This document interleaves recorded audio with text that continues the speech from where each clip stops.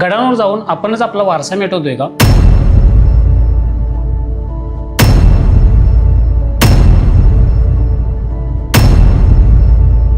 जय शिवराय मित्रांनो, मी शिवतेज. मी एक travel organiser आणि ट्रॅव्हलर आहे. मला आवडतं सह्याद्री हिंडायला.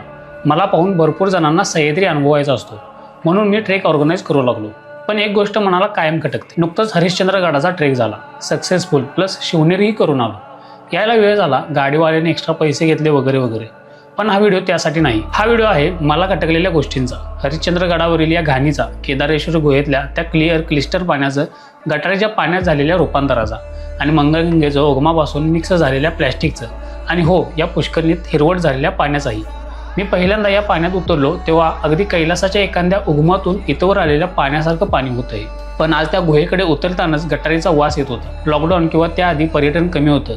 इथल्या लोकांना एवढा चान्स नव्हता. पण लॉकडाऊन नंतर लोकांना जगायचं महत्त्व कळालं आणि त्यांनी सह्याद्री मारायला सुरुवात केली. आज पर्यटन वाढलं, भरपूर लोक गडांना भेटी देऊ लागलेत. पण जाणीवाचं काय? बागेत फिरून येता जाता कचरा करावा तसा कचरा आज या सह्याद्रीच्या जंगलात पसरलाय.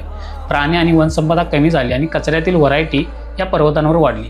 मी माझ्या ग्रुपला सांगतोय, पण त्याने काय होते? कदाचित माझ्या नजरेआड सवयीने कोणीतरी टाकूही शकतं. ते मला खटकतं. बरं, माझे सहकारी जाणीवीने तो कचरा गोळाही करतात. पण इतरांचं काय? पैशासाठी लाचार झालेले ट्रेक लीडर सगळं दिसत असूनही कानाडोळा करतात. त्यात स्वतःहून आलेले पर्यटक, त्यांना कोण विचारणार? हर दरेचा कचरा इथे तुम्हाला बघायला मिळेल. नाही, हा व्यवसाय बंद होऊ शकत नाही, कारण स्थानिकांना त्याचा थोडाफार फायदा होत आहे. पण जाणीवेची कमतरता आहे. हजारो वर्षांचा वारसा आणि करोड वर्षांची वनसंपदा आपण कचऱ्याच्या ढिगात घालवतोय, हे का कळत नाही लोकांना? ही जाणीव असायला हवी सरकारला, तिथल्या स्थानिकांना आणि इथे येणाऱ्या प्रत्येक व्यक्तीला.